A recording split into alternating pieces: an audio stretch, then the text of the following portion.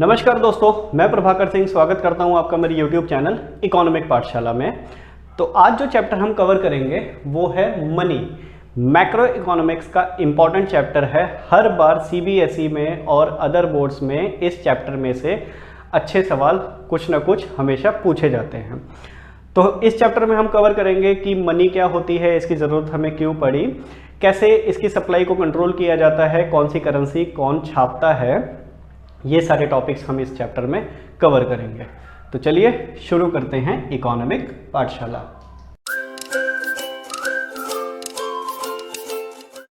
तो मनुष्य को अपनी लाइफ स्पेंड करने के लिए, जीवन यापन करने के लिए मल्टीपल चीज़ों की ज़रूरत पड़ती है, आवश्यकता होती है। उसमें से कुछ चीज़ें तो हम खुद प्रोड्यूस कर लेते हैं और मैक्सिमम चीज़ों के लिए हमें दूसरों पर डिपेंडेंट रहना पड़ता है। अब जैसे खाने का ही उदाहरण लें तो खाने के लिए हमें आटा भी चाहिए, रोटी भी चाहिए, चावल भी चाहिए, सब्जियाँ भी चाहिए, है ना।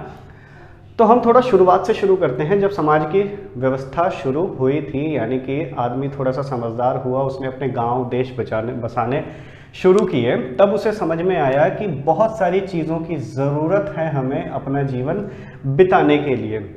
और उसने ये भी पाया कि सभी चीज़ें तो मैं उत्पादन कर नहीं पा रहा हूँ। तो क्या करता हूँ मैं, एक नई व्यवस्था शुरू की गई जिसको कहते हैं विनिमय, एक्सचेंज। क्या होता है ये, क्या था ये। मान लीजिए A पर्सन है, B पर्सन है और C पर्सन है। A पर्सन वीट प्रोड्यूस करता है, गेहूं प्रोड्यूस करता है, और B पर्सन राइस प्रोड्यूस करता है, और C पर्सन वेजिटेबल्स प्रोड्यूस करता है। तो वीट, A पर्सन को अब चावल भी खाना है थोड़ा सा और सब्जियां भी खानी है थोड़ी सी। तो A पर्सन क्या कहता है कि मुझसे आप थोड़ा सा गेहूं ले लो और मुझे थोड़ा सा अपना चावल दे दो। ऐसे ही कहता है कि मुझसे थोड़ा सा गेहूं ले लो और मुझे थोड़ा सा सब्जियां दे दो अपनी। ऐसे ही B पर्सन को भी गेहूं भी खाना है, आटा भी खाना है और उसके साथ में सब्जियां भी खानी है। आटा तो नहीं खाएगा, रोटियां खानी हैं। तो ये जाता है A पर्सन के पास कि मुझसे थोड़ा सा चावल ले लो और वीट दे दो। तो क्या हुआ, एक्सचेंज करना शुरू किया उन्होंने कि आप मुझसे थोड़ा सा सामान अपना मेरा वाला सामान ले लो और अपना वाला सामान मुझे दे दो। इस तरह की एक्टिविटी को क्या कहते हैं, एक्सचेंज कहते हैं। आसान शब्दों में अदला बदली, यानी कि अपना कोई भी सामान देकर दूसरे का कोई भी सामान ले लेना क्या कहलाता है, ये एक्सचेंज कहलाता है। तो जब समाज की व्यवस्था शुरू हुई, आदमी थोड़ा सा समझदार हुआ तो उसने एक्सचेंज करना शुरू किया। किस चीज़ का एक्सचेंज करना शुरू किया, गुड्स के बदले गुड्स का एक्सचेंज करना शुरू किया कि आप मुझसे ये वाला सामान ले लो और मुझे अपना थोड़ा सा सामान दे दो। एक्सचेंज करना शुरू किया। इस सिस्टम को कहते थे बार्टर सिस्टम, या इस सिस्टम को कहते हैं बार्टर सिस्टम, हिंदी में वस्तु विनिमय प्रणाली। यानी कि वस्तु के बदले वस्तु की अदला बदली कर लेना, वस्तु के बदले गुड्स का एक्सचेंज करना, इस सिस्टम को कहते थे वस्तु विनिमय प्रणाली। और उस समय क्योंकि मुद्रा थी नहीं तो यही वाला सिस्टम चलाया जा रहा था। लेकिन बार्टर सिस्टम के कुछ ड्रॉबैक्स थे, कुछ कमियां थी जिसकी वजह से ये ज़्यादा चल नहीं पाया। क्या थी वो कमियां, अब आप ये मानो कि आपको अगर चावल खाने का मन है तो आपको एक ऐसा व्यक्ति सबसे पहले ढूंढना पड़ेगा जो चावल के बदले एक्सचेंज करने के लिए तैयार है। मान लेते हैं कि आपके पास वीट तो है लेकिन आपको B पर्सन से मुलाकात हुई नहीं, आपकी मुलाकात ही C पर्सन से हुई है सीधा। अब आपको लेना है चावल, इस गेहूं के बदले, जो भी गेहूं है आपके पास, इस गेहूं के बदले आपको लेना है चावल। अब इस चावल को तो B पर्सन से आपकी मुलाकात हुई नहीं और चावल आपको मिला ही नहीं। आपको मिला कौन सा बंदा, C पर्सन मिला जो वेजिटेबल्स के बदले एक्सचेंज करना चाहता है। अब आपको वेजिटेबल्स नहीं चाहिए, लेकिन तो आप एक्सचेंज करोगे क्या, नहीं करोगे। तो इस कमी को कहते हैं डबल कोइंसिडेंस ऑफ वांट्स, यानी कि आपको एक ऐसा आदमी ढूंढना पड़ेगा कि जिस चीज़ के बदले आप एक्सचेंज करना चाह रहे हो वो भी वो चीज़ लेने के लिए तैयार हो। आपको राइस वाला बंदा ढूंढना पड़ेगा, है ना, वीट के बदले। क्योंकि आपको राइस चाहिए तो सबसे पहले वो बंदा ढूंढना पड़ेगा जिसको वीट की ज़रूरत हो और उसके पास चावल हो। इस तरह की परेशानी को कहते हैं double coincidence of wants. Lack of common unit of value. अब इस तरह की पूरी संभावना हो सकती है।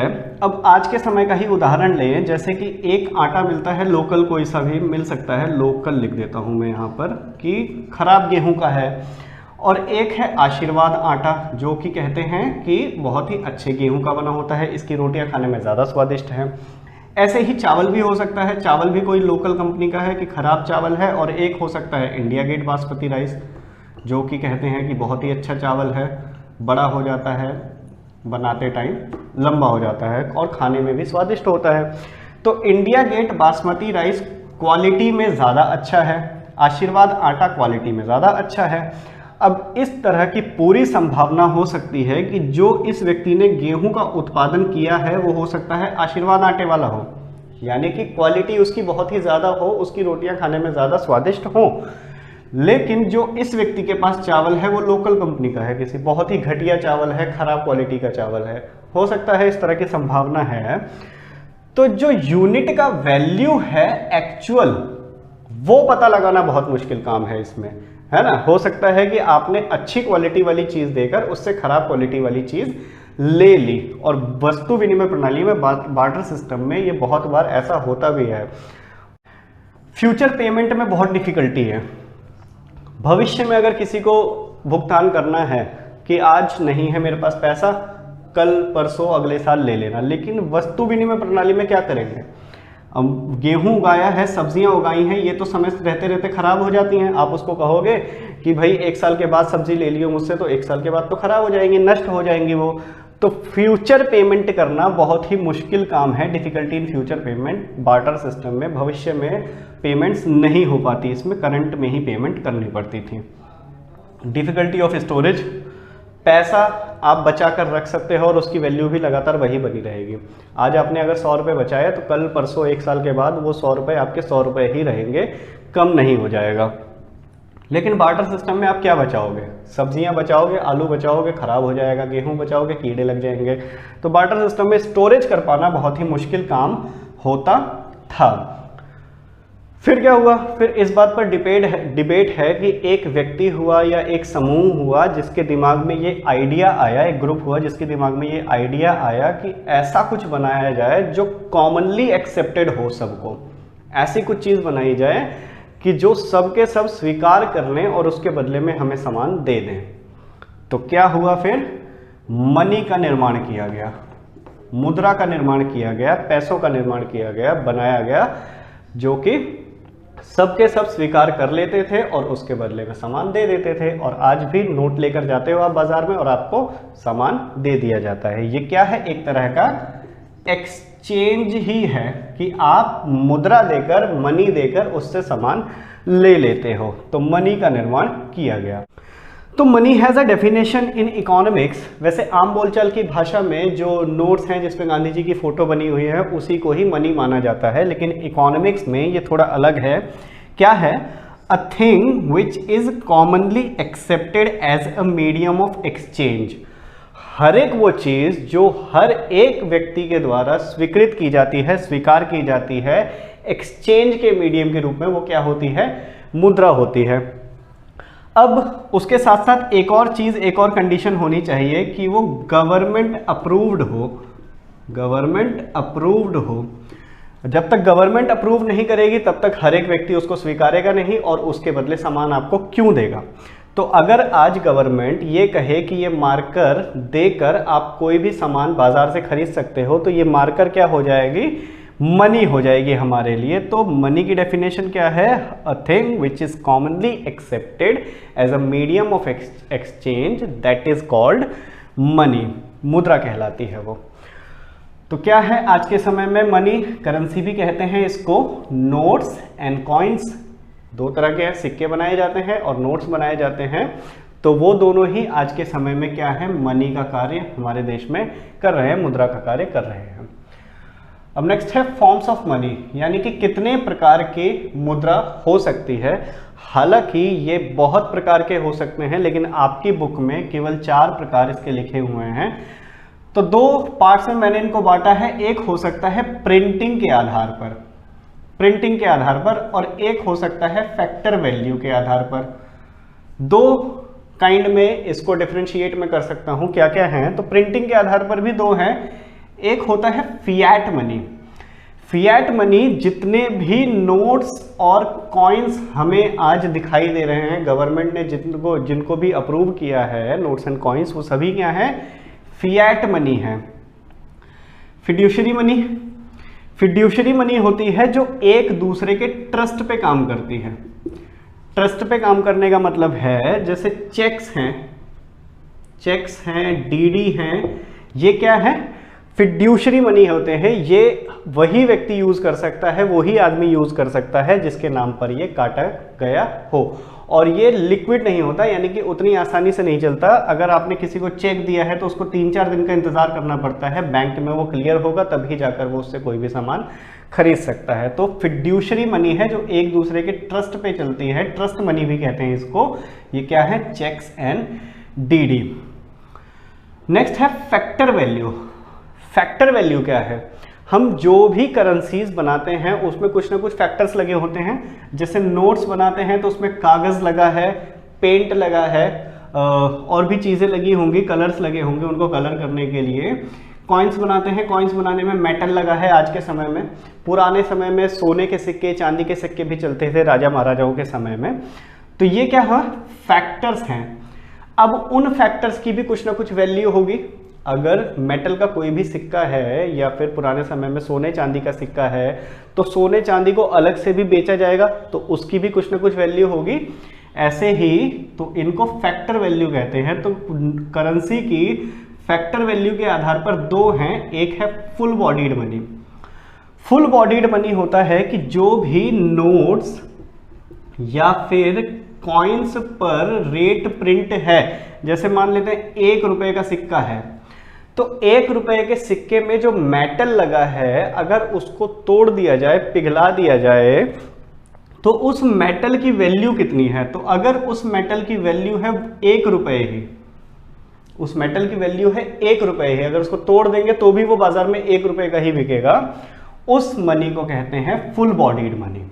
यानी कि जो भी फैक्टर्स लगे हैं करेंसी को छापने में, करेंसी को बनाने में, वो एग्जैक्ट उसी रेट का होता है जितने का उस पर रेट प्रिंट किया गया है। 5 रुपए का सिक्का है तो 5 रुपए में जितना मेटल लगा होगा उस मेटल का प्राइस 5 रुपए ही होगा मार्केट में। ठीक है।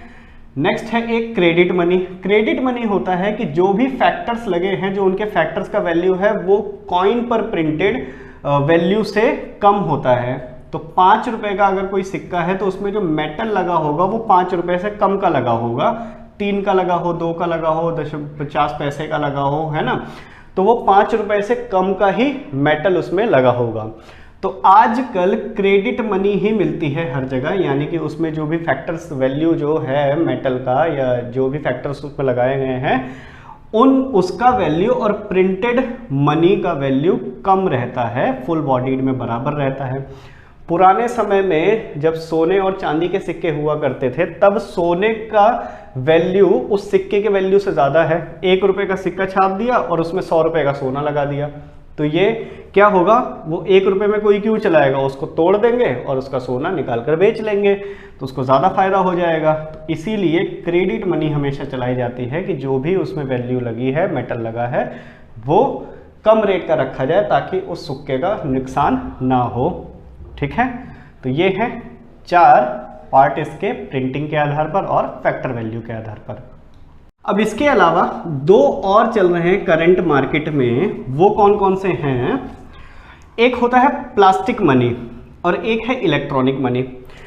प्लास्टिक मनी है जितने भी हम क्रेडिट कार्ड या फिर डेबिट कार्ड बैंक से मिलता है हमको, एटीएम कार्ड, ये सभी क्या है, प्लास्टिक मनी है। ये भी क्या है, मीडियम ऑफ एक्सचेंज है। आप कहीं पर जाते हो, ये कार्ड दे देते हो, वो इसी में से पैसे काट लेता है, बाकी के पैसे आपके बैंक में बचे रहते हैं। तो क्या है, ये प्लास्टिक मनी है। क्या है, मीडियम ऑफ एक्सचेंज है और गवर्नमेंट अप्रूव्ड है, तो मनी है, प्लास्टिक मनी कहते हैं इसको। क्रेडिट कार्ड या फिर डेबिट कार्ड ये हो सकता है। और एक है इलेक्ट्रॉनिक मनी। इंटरनेट बैंकिंग का आपने नाम सुना होगा। इंटरनेट बैंकिंग से भी मनी ट्रांसफर हो जाती है। किसी को भी पैसा भेजना है, इंटरनेट बैंकिंग से भेज दिया, क्या हो गया, ये मीडियम ऑफ एक्सचेंज है। आपने किसी को भी पैसा भेजा, उसके बदले उसने आपको सामान भेज दिया। तो क्या कौन सी कैटेगरी है ये? इलेक्ट्रॉनिक मनी वाली है। तो 4 तो ये हो गए प्रिंटिंग के आधार पर, फैक्टर वैल्यू के आधार पर, और 2 हैं प्लास्टिक मनी और इलेक्ट्रॉनिक मनी। तो अब आप ये समझ गए कि एक्सचेंज की ज़रूरत हमें क्यों पड़ी और बार्टर सिस्टम में ऐसी क्या क्या कमियां थी जिसकी वजह से हमें मनी को इंट्रोड्यूस करना पड़ा या मनी का निर्माण करना पड़ा। तो अब हम समझ लेते हैं फंक्शंस ऑफ मनी, यानी कि मुद्रा के क्या क्या कार्य हैं, क्या क्या काम वो हमारे आसान बना देती है, आने के बाद उसके क्या क्या फायदा हुआ है आम जनता को। तो इसके कामों को 3 कैटेगरी में बांटा गया है। प्राइमरी वर्क्स, प्राथमिक कार्य, सेकेंडरी वर्क्स, द्वितीयक कार्य, इसको सहायक या फिर गौड़ कार्य भी कहते हैं। तो सहायक कार्य या फिर गौड़ कार्य सेकेंडरी वर्क्स, और कंटिंजेंट इसको कहते हैं हिंदी में आकस्मिक कार्य। आकस्मिक कार्य। तो 3 श्रेणियों में, 3 कैटेगरीज में इनको बांटा गया है। प्राइमरी वर्क्स क्या है? एक्सचेंज का काम करता है। ये मोड ऑफ एक्सचेंज है, बहुत ही आसानी से हम लेकर जाते हैं, किसी को भी देते हैं, हर कोई एक्सेप्ट कर लेता है और उसके बदले में हमें सामान दे देता है। तो एक्सचेंज का बहुत ही भारी परेशानी जो थी बार्टर सिस्टम में कि पहले वो आदमी ढूंढो जिसके पास सामान हो आपकी ज़रूरत का और वो आपके सामान के साथ एक्सचेंज भी करना चाहता हो, तो वो परेशानी इसमें निपट गई। अब मुद्रा हर कोई स्वीकार कर लेता है और एक्सचेंज का काम आसान हो गया। वैल्यू का मेजरमेंट करना आसान हो गया। आज के समय में आपसे कोई भी पूछे मोबाइल कितने का खरीदा भाई, 10,000, 20,000, 50,000, आप बताकर उसकी वैल्यू बता देते हो कि हाँ इतने का फ़ोन ये है। लेकिन बार्टर सिस्टम में आप कैसे बताओगे कि मैंने ये चावल किसके बदले में एक्सचेंज किया है या फिर उसकी वैल्यू क्या थी और इसकी वैल्यू क्या है? जैसा कि मैंने उदाहरण भी दिया, हो सकता है आप अच्छा वाला गेहूं देकर खराब वाला चावल ले लो। तो ये है इसके प्राथमिक कार्य। प्राइमरी वर्क्स की एक्सचेंज का काम करता है और वैल्यू का मेजरमेंट करता है। सेकेंडरी है कि स्टोरेज कर सकते हैं हम मनी का। बार्टर सिस्टम में वस्तुओं को बचा के रखना बहुत ही मुश्किल काम था, नष्ट हो जाती थी, लेकिन मुद्रा यहाँ पर नष्ट नहीं होती है। 100 रुपये आज आपने बचाए तो 1 साल के बाद भी वो 100 रुपये ही रहेंगे, कम वो नहीं होते। तो स्टोर करके रख सकते हैं हम मनी को। फ्यूचर पेमेंट्स आसान हो गई। भविष्य में किसी को पैसा देना है, पैसा आज बचा लिया या फिर नहीं है बाद में दे देंगे भाई, थोड़ी कि भविष्य में देंगे तो भविष्य में उसके पास होगा ही नहीं या फिर नष्ट हो जाएगी चीज़। मुद्रा नष्ट नहीं होती तो फ्यूचर पेमेंट्स आसान हो गई। ट्रांसफर वैल्यू, वैल्यू को हम ट्रांसफर कर सकते हैं, एक जगह से दूसरी जगह भेज सकते हैं आसानी से। तो मनी के आने के बाद ये वाला काम भी आसान हो गया। तो ये है 2 काम जो इंडिविजुअल लेवल पे, व्यक्तिगत स्तर पर सभी के काम आती है। ये सभी का काम इसने लगभग आसान बनाया है। तो प्राइमरी और सेकेंडरी को मैं इंडिविजुअल लेवल पर इसको कह सकता हूं कि हाँ व्यक्तिगत स्तर पर काम इसने आसान किया है। नेक्स्ट है कंटिंजेंट या फिर आकस्मिक कार्य। वो क्या है? तो क्रेडिट बेस, हिंदी में इसको कहते हैं साख आधार, आम बोलचाल की भाषा में उधार।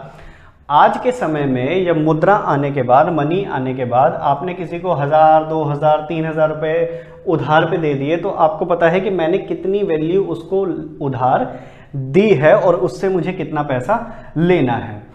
अब बार्टर सिस्टम में अज्यूम किया जाए कि आपने किसी से 10 केजी गेहूं उधार ले लिया कि भाई मेरे पास अभी नहीं है, मैं तुम्हें बाद में दे दूंगा, और बाद में वो व्यक्ति आपसे कहे कि मुझे 10 केजी गेहूं की बजाय मुझे 10 केजी केसर दे देना। तो कहाँ केसर कहाँ गेहूं, मतलब 10 किलो गेहूं 300 रुपये का आ जाएगा लगभग, और 10 केजी केसर आएगा लगभग लाखों में। तो ये वैल्यू एकदम ठीक मेजर नहीं हो सकती क्रेडिट की कि किस आधार पर हमने उधार दिया है या फिर किस आधार पर हमें उधार वापस लेना चाहिए। तो ये वाला काम आसान हो गया।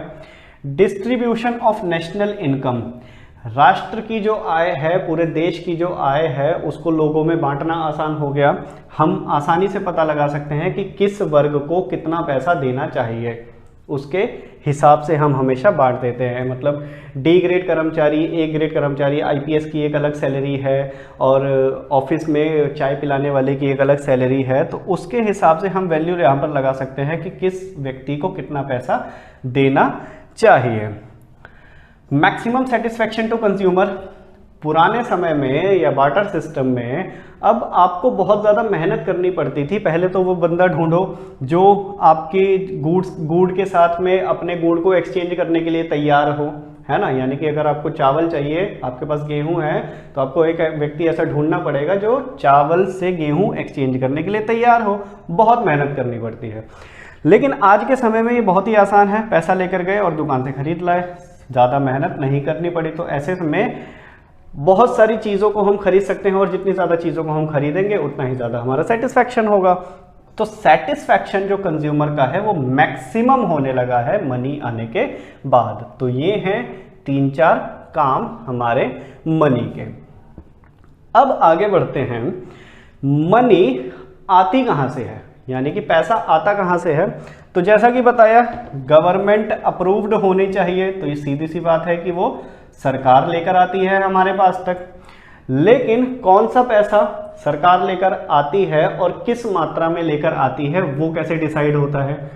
तो इसके लिए 2 कॉन्सेप्ट हमें समझने पड़ेंगे, स्टॉक और सप्लाई। स्टॉक होता है किसी भी गुड का टोटल प्रोडक्शन, यानी कि कितना उत्पादन उसका हुआ है वो हो गया टोटल प्रोडक्शन। ये मार्कर का ही उदाहरण ले लें कि मार्कर की कंपनी ने 1000 मार्कर बना दिए, 1000 मार्कर बना दिए, तो 1000 मार्कर का क्या हो गया, स्टॉक हो गया।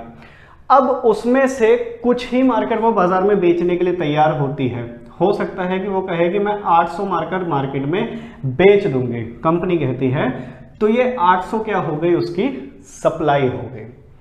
ऐसे ही मनी के रिलेशन में भी होता है कि सरकार पैसा कुछ छापती है, उसमें से बाजार में उतना ही पैसा भेजती है जितने के हमारे पास फैक्टर्स अवेलेबल हैं। फैक्टर्स बोले तो कि जितनी भी ह्यूमन नीड्स हैं, खाने का ही उदाहरण ले, गेहूं चावल जितना उत्पादन हुआ है उतना ही मार्केट में पैसा भेजा जाता है।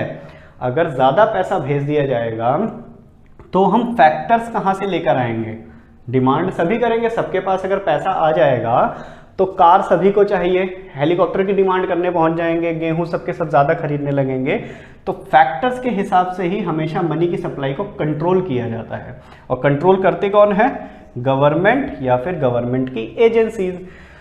तो मार्केट में पैसा भेजता जो है वही सप्लाई करता है, तो सप्लाई को कंट्रोल भी वही करता है। अब मार्केट में पैसा भेजता कौन है, तो मार्केट में पैसा भेजने के लिए 2 संस्थाएं, ऑर्गेनाइजेशन काम करती हैं। एक है गवर्नमेंट, सरकार खुद, और एक किसी भी देश का, हमारे देश का ही नहीं, किसी भी देश का सेंट्रल बैंक। जो भी उस देश का सेंट्रल बैंक होगा वो वहाँ की मनी की सप्लाई को कंट्रोल करता है और मनी की प्रिंटिंग को भी वही कंट्रोल करता है, यानी कि पैसा छापता भी वही है और बाजार में भेजता भी वही है। तो भारत का सेंट्रल बैंक है आरबीआई, तो आरबीआई ही पैसा छापता है और बाजार में भेजता भी है। तो गवर्नमेंट क्या भेजता है फिर जब आरबीआई भेजता है।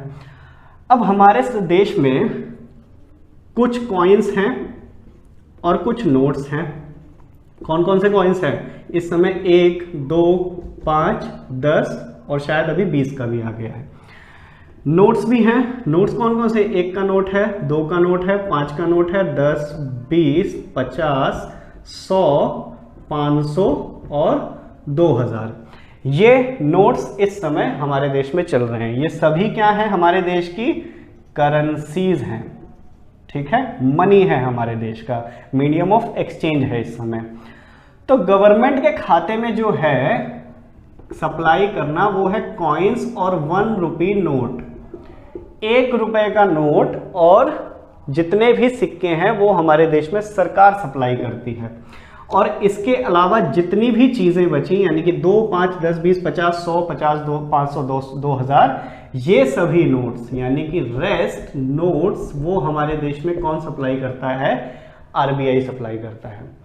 अब आरबीआई सप्लाई कैसे करता है ये हमने बैंकिंग वाले चैप्टर में अच्छे से समझा हुआ है। आरबीआई वो पहुंचाता है कमर्शियल बैंक्स के पास, यानी कि जितने भी बैंक हमारे आसपास नजर आ रहे हैं, पंजाब नेशनल बैंक हो गया, यूनियन बैंक हो गया, एचडीएफसी बैंक्स हो गए, ये सभी क्या हैं, कमर्शियल बैंक्स हैं जिसमें कस्टमर्स के खाते होते हैं। तो आरबीआई सेंट्रल बैंक्स को पहुंचाता है और सेंट्रल बैंक्स कस्टमर तक ये नोट्स पहुंचाती है। इस तरह से सप्लाई होती है मार्केट में और इनको कंट्रोल कौन करता है? Government of RBI. तो गवर्नमेंट कौन कौन से छापती है? कॉइन्स और 1 रुपए के नोट, और रेस्ट जितने भी नोट्स हैं वो आरबीआई प्रिंट करता है और उसको मार्केट में सप्लाई करता है। अब प्रिंट करने के लिए कई बार हम जब छोटे थे तो हमारे मन में भी इस तरह के सवाल आते थे कि जब मशीन हमारी है, देश हमारा है, तो कितना भी पैसा क्यों नहीं छाप लेते हम?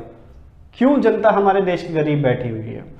तो कुछ रूल्स होते हैं, जैसा कि मैंने बताया कि अगर हमने बहुत सारा पैसा छाप भी लिया, सबके पास पैसा चला गया, तो हम फैक्टर्स कहाँ से लाएंगे? इसीलिए मार्केट की सप्लाई को कंट्रोल करना पड़ता है। तो सप्लाई कंट्रोल करने के लिए एक तो फैक्टर है कि हम पैसा ही कम छापें।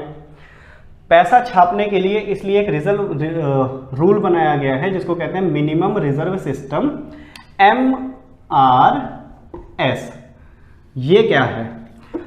तो एज पर दी MRS रूल, MRS हमें ये बताता है कि आरबीआई को अगर एक भी नई करेंसी छापनी है, एक भी नई करेंसी का प्रोडक्शन करना है, तो उसको अपने पास रिजर्व्स रखने पड़ते हैं। कुछ क्या है वो रिजर्व्स? 200 करोड़ रुपए का सामान अपने पास उसको रखना पड़ेगा। अब ये 200 करोड़ रुपए में के सामान में है क्या? करेंसी तो हो नहीं सकती, क्योंकि करेंसी ही तो हमें छापनी है। तो क्या है वो 200 करोड़ रुपए का सामान? 115 करोड़ रुपए का तो गोल्ड है और 85 करोड़ की फॉरेन सिक्योरिटीज हैं, विदेशी प्रतिभूतियां हैं, वहां के शेयर्स हो सकते हैं, बॉन्ड्स हो सकते हैं। इस तरह के 200 करोड़ रुपए का सामान उसको अपने पास रखना पड़ता है रिजर्व्स में, तब ही जाकर वो एक नया नोट छाप सकता है आरबीआई। और इसके साथ साथ एक और रूल है कि एक फाइनेंशियल ईयर में वो सिर्फ 10,000 करोड़ के ही नोट छाप सकता है, जरूरत हो तो। ऐसा नहीं कि हर साल उसको छापना ही है, अगर जरूरत है तो वो सिर्फ 10,000 करोड़ की ही करेंसी छाप सकता है एक साल में। और उस करेंसी को छापने के लिए कितना रखना पड़ेगा? उसको 10,000 करोड़ का ही सामान रखना पड़ेगा। ये तो है मिनिमम, मैक्सिमम उसको उतना ही रखना पड़ेगा जितने की करेंसी उसको छापनी है। और ये मिनिमम रिजर्व सिस्टम में क्या क्या है? 115 करोड़ का गोल्ड और 85 की फॉरेन सिक्योरिटीज। तो इस अनुपात में ही वो आगे बढ़ा सकता है अगर करेंसीज का प्रोडक्शन उसको बढ़ाना है तो। दो संस्थाएं हैं भारत में करेंसीज को प्रोड्यूस करने के लिए, उसको सप्लाई करने के लिए, गवर्नमेंट और आरबीआई। तो इस तरह से सप्लाई को, यानी फिर मार्केट में मनी की सप्लाई को कंट्रोल करता है आरबीआई। हालांकि मनी की सप्लाई को कंट्रोल करने के कुछ और फैक्टर्स भी हैं, वो मैंने बैंकिंग वाले चैप्टर में कवर कर रखा है। अगर आपको इसमें कंफ्यूजन है तो आप वो वाला चैप्टर देख सकते हो, लिंक मैं उसका डिस्क्रिप्शन बॉक्स में डाल दूंगा। तो अब आगे बढ़ते हैं। तो अब देखो कि गवर्नमेंट पता कैसे लगाती है कि मार्केट में सप्लाई कितनी है मनी की, या कितना मार्केट में पैसा पड़ा हुआ है। मनी को लिक्विड ऑफ एक्सचेंज भी कहते हैं। लिक्विड कहते हैं तरल पदार्थ। क्यों? तरल क्या होता है? जो आसानी से अपना रास्ता बना लेता है और आसानी से जा सकता है। मनी ऐसे ही एक्सचेंज का तरल रूप है, क्योंकि कोई भी इसको एक्सेप्ट कर लेता है, कहीं भी जा सकता है और आपको सामान दे सकता है। तो लिक्विडिटी को या फिर मनी की लिक्विडिटी को ही कंट्रोल करना क्या है? सप्लाई को कंट्रोल करना है। और सप्लाई कंट्रोल करने की जरूरत क्यों पड़ती है? क्योंकि हमारे पास फैक्टर्स हैं लिमिटेड। तो इसको मेजरमेंट कैसे किया जाता है, कैसे पता लगाया जाता है कि मार्केट में कितनी सप्लाई इस समय है? तो मेजरमेंट करने के लिए 3-4 लेवल हैं। सबसे पहला लेवल है M1। M1 में हम क्या क्या जोड़ते हैं? करेंसी हेल्ड बाय पब्लिक, यानी कि जनता के पास जितना भी पैसा पड़ा हुआ है कैश के रूप में, जो ना ही बैंक में जमा है ना ही उसने खर्च किया है, उसकी जेब में पड़ा हुआ है, वो वाला पैसा। तो currency held by public plus demand deposit of customer with commercial banks. Commercial banks कौन कौन से होते हैं? जिनमें कस्टमर अपना पैसा जमा कराता है, या फिर वो वाले बैंक जो कस्टमर से डील करते हैं। बैंकिंग वाले चैप्टर में हमने पढ़ा था कि बैंक में कस्टमर्स के 4 तरह के अकाउंट्स होते हैं। एक होता है सेविंग अकाउंट, एक होता है करंट अकाउंट। इन दोनों अकाउंट्स में कभी भी जाकर कस्टमर अपना पैसा वापस मांग सकता है। मतलब आज आपने पैसा जमा कराया और आज ही जाकर आप बोल सकते हो कि लाओ भैया मेरा पैसा मुझे वापस दे दो। इसलिए इन दोनों तरह के जमाओं को कहते हैं डिमांड डिपॉजिट, हिंदी में मांग जमाएं, क्योंकि कस्टमर्स जब चाहें ये पैसा अपना वापस निकाल सकते हैं। और दो और खाते होते हैं इसके अलावा, जिसको कहते हैं फिक्स्ड डिपॉजिट और रिकरिंग डिपॉजिट। ये होते हैं time bounding. Fixed deposit, recurring deposit होता है टाइम बाउंडिंग, कि एक समय के पहले आप अपना पैसा नहीं निकाल सकते। मान लेते हैं आपने 1 साल के लिए जमा करा दिया, तो 1 साल से पहले आप ये पैसा नहीं निकाल सकते। इसलिए इस तरह की डिपॉजिट को कहते हैं टाइम डिपॉजिट्स। सामयिक, समय जमाए भी कहते हैं इसको, समय जमाए। ठीक है, तो ये दो तरह के खाते होते हैं। तो यहां पर लिखा है कि demand deposits of customer with commercial banks. तो सेविंग अकाउंट में जितना पैसा पड़ा हुआ है, करंट अकाउंट में जितना पैसा पड़ा हुआ है, उसको जोड़ लिया जाता है। प्लस अदर डिपॉजिट्स, यानी कि इसके अलावा अगर कुछ जमाएं हैं बैंक के पास तो उसको जोड़ लिया जाता है, तब आ जाता है M1। नेक्स्ट लेवल है M2। तो M2 में क्या क्या जोड़ते हैं, M1, यानी कि ये पूरा का पूरा जोड़ लिया M1, plus demand deposits in post office. अब जैसे बैंक में लोगों के खाते होते हैं, वैसे ही पोस्ट ऑफिस में भी खाते होते हैं, वो भी एक तरह के बैंकिंग सिस्टम पर ही काम कर रहा है आजकल। तो पोस्ट ऑफिस में भी जो भी डिमांड डिपॉजिट्स हैं वो सभी, तो उनको जोड़ लेते हैं तो आ जाता है M2। नेक्स्ट लेवल है M3। M3 में जोड़ते हैं M1। यहां पर ध्यान देना, M2 नहीं जोड़ रहे हैं, ठीक है, M1 जोड़ रहे हैं। M1 plus time deposits in commercial banks. तो M1 प्लस टाइम डिपॉजिट, यानी कि फिक्स डिपॉजिट और रिकरिंग डिपॉजिट अकाउंट में जितना भी पैसा पड़ा हुआ है उसको जोड़ लेंगे तो क्या आ जाएगा हमारा M3। उसके बाद फाइनल लेवल है M4। M3 plus total deposits in commercial banks. जितना भी डिपॉजिट कमर्शियल बैंक में किया गया है M3 में उसको जोड़ लेंगे तो आ जाएगा हमारा M4। अब ये सारे लेवल्स हमें बताते क्या हैं, ये सारे लेवल्स हमें बताते हैं लिक्विडिटी बताते हैं, तरलता बताते हैं कि कौन सा पैसा ज़्यादा खर्च किया जा सकता है। तो अगर आप देखो तो M1 सबसे ज़्यादा लिक्विड है, क्योंकि इसमें जो कस्टमर के पास पैसा पड़ा हुआ है वो कभी भी खर्च कर सकता है। जो डिमांड डिपॉजिट्स हैं बैंक में वो भी कभी भी खर्च कर सकता है, इसलिए ये वाला क्या है, सबसे ज़्यादा लिक्विड है। M2 उससे कम लिक्विड है, M3 उससे कम लिक्विड है, M4 सबसे कम लिक्विड है। आपकी बुक में सिर्फ M1 का ही मेजरमेंट दिया हुआ है, तो इसी पर ध्यान लगाना, सबसे ज़्यादा इसी पर ही ध्यान लगाना। M2, M3, M4 मैंने सिर्फ जीके के लिए बताया है। आपको जो पढ़ना है इस बुक में मैक्रो इकोनॉमिक्स में वो M1 ही पढ़ना है। तो ये हो गया मनी का चैप्टर क्लोज। आप समझ गए होंगे कि मनी की ज़रूरत हमें क्यों पड़ी, बार्टर सिस्टम में क्या क्या कमियां थी, मनी का मेजरमेंट कैसे होता है, कौन उसकी सप्लाई को कंट्रोल करता है, आरबीआई कौन से नोट्स छापता है और गवर्नमेंट कौन सी करेंसी छापती है। ये सारे टॉपिक्स हमने इसमें कवर किए। तो अब मिलेंगे नेक्स्ट वीडियो में नेक्स्ट चैप्टर के क्लैरिफिकेशन के साथ। तब तक ध्यान रखिए अपना, और यदि आपने चैनल को सब्सक्राइब नहीं किया है तो कर दीजिए, ताकि लेटेस्ट आने वाले वीडियोज़ आपको तुरंत से तुरंत मिल जाएं। धन्यवाद।